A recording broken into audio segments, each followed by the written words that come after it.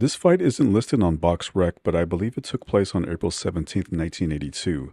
Iran Barkley, who was 21 years old at the time, had been an amateur for 5 years coming into this fight.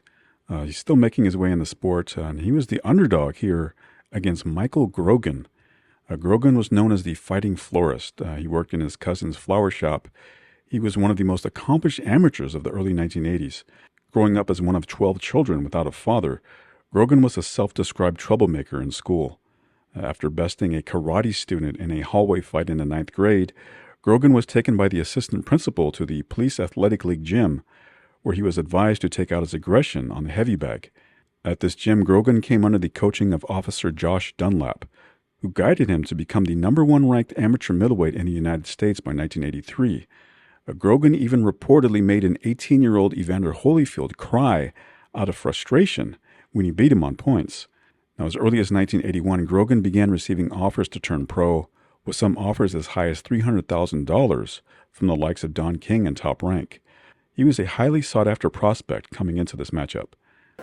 So it amounts to something of a grudge match, because each feels he is the best middleweight around in amateur boxing today.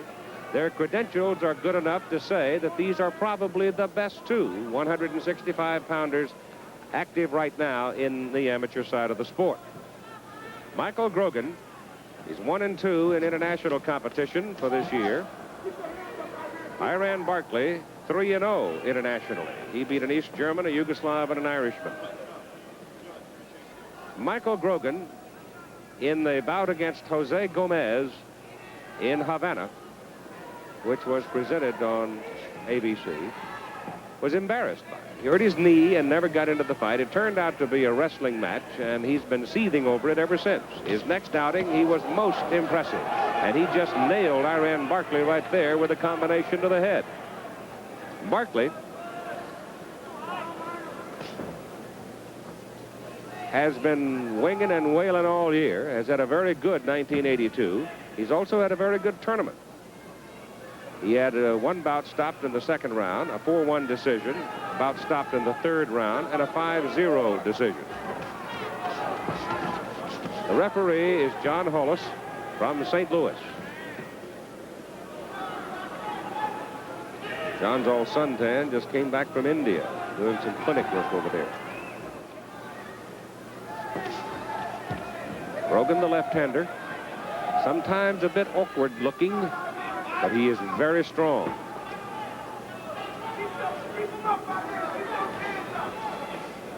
Iran Barkley at times has a tendency to be a little wild. And thus sometimes he will waste energy.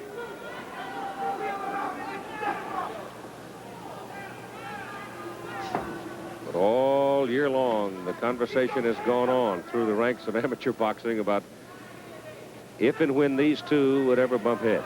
Well, here they are.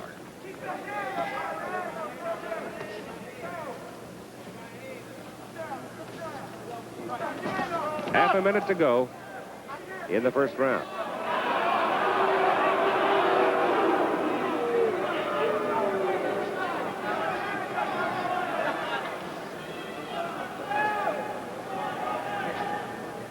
One big combination in the first round by Grogan, the most effective punches.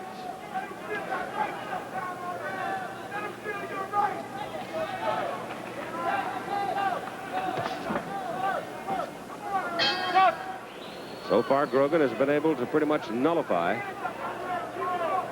Barkley. Iran sort of fishing. He hasn't found anything that works yet.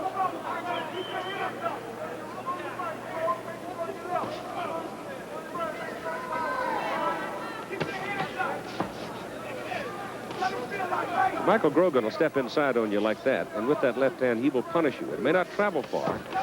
It'll hurt. There's the best punch of the fight for Iran Barkley, and he didn't have much on it. A left hook to the side of the head. Right. Right.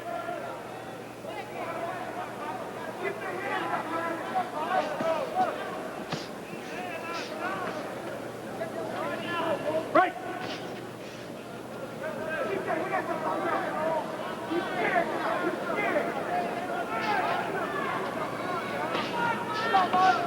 Stop.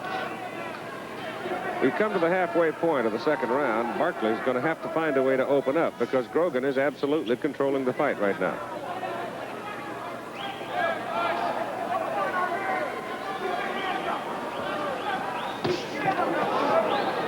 Grogan comes with that lunge, and he brings that left with it every time. And it comes with authority.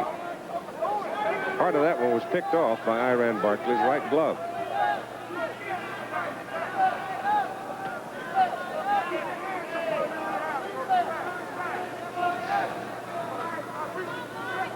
Grogan defending his championship at this weight in this national tournament. A little frustration now. Good left hand by Grogan. It rattles Barkley. Grogan ties him up before he can retaliate. Grogan digs a right hand to the body. And Barkley comes off second best in that exchange, and there's a little blood showing now around the mouth of Iran Barkley. Getting frustrated. I don't blame him.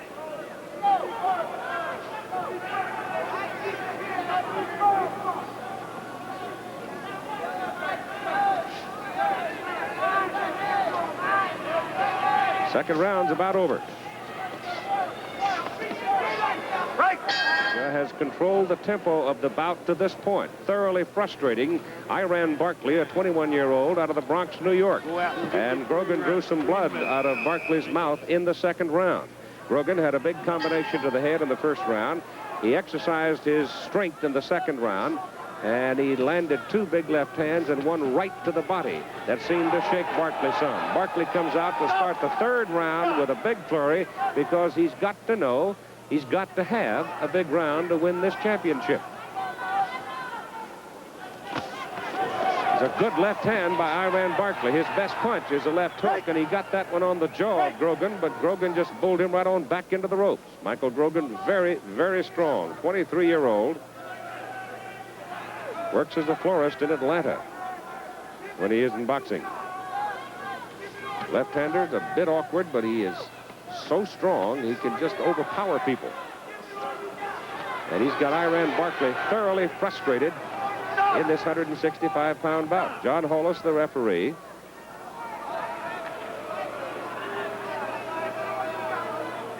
Both men have experience internationally. Both of them have sufficient amateur experience to justify their feeling that they are the best middleweights in amateur boxing today in this country. Big left hand to the body as Barkley tried to load a right and land it. And Grogan just slid off of it and nailed him right in the pit of the stomach.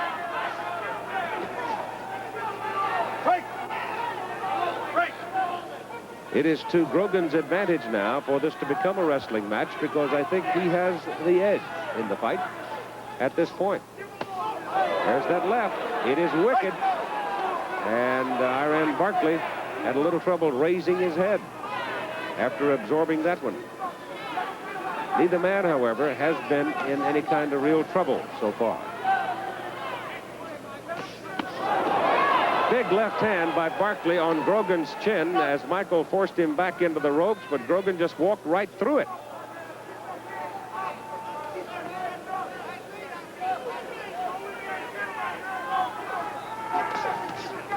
Big left to the stomach by Grogan.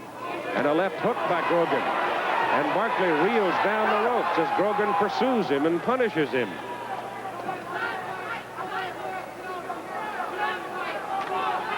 Grogan trying to repeat as champion, as will Tyrone Biggs be trying in the super heavyweight bout. Less than a half minute to go now.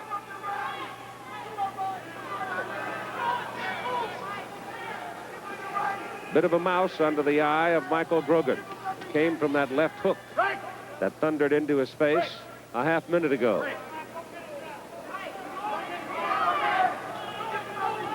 It's just been a raw-bone struggle. Not terribly artistic. Not full of craftsmanship, really. But it's been a bruiser. Two big, strong young men. So determined. The fight is over. certainly have the feeling that Grogan's going to have his hand raised, but you never know. It is Michael Grogan of Atlanta successfully defending his championship at 165 pounds. After the bout, Grogan continued to decline offers to turn pro, hoping to make the 1984 Olympic team. And over the next 2 years, he defeated notable opponents such as Virgil Hill, Vincent Boulware, and Michael Nunn. However, during the '84 Olympic trials, Grogan faced Nunn again and suffered a shoulder injury, which prevented him from answering the bell for the third round. This disappointment marked a turning point in his career and life. Grogan signed a 5-year deal with a Phoenix-based corporation, but did not make his debut until 8 months after the Olympic trials. He showed up for his debut out of shape, claiming a rib injury, and he lost the decision. The narrative around Grogan shifted, painting him as someone who wouldn't train and as a borderline hypochondriac. He had 2 more professional fights in 1985, winning both, but then he disappeared from the sport. His former trainer Josh Dunlap said, quote, "There's no doubt in my mind that Michael would have been champion if he had remained under strict supervision like he had when he was under my wing. But when his character began to change and he got slick and thought he knew all the answers, I knew he was lost. Even if you're lucky, you're only going to get so far on cunning." As of 1990, Grogan was seldom seen around the Atlanta neighborhood where he grew up. Friends and family were unsure of what he was doing or how he lived from day to day. He had it all and blew it, his cousin Horace Grogan said. Meanwhile, if you haven't seen the Barkley documentary, I'll leave the link in the description box below. Thanks for watching.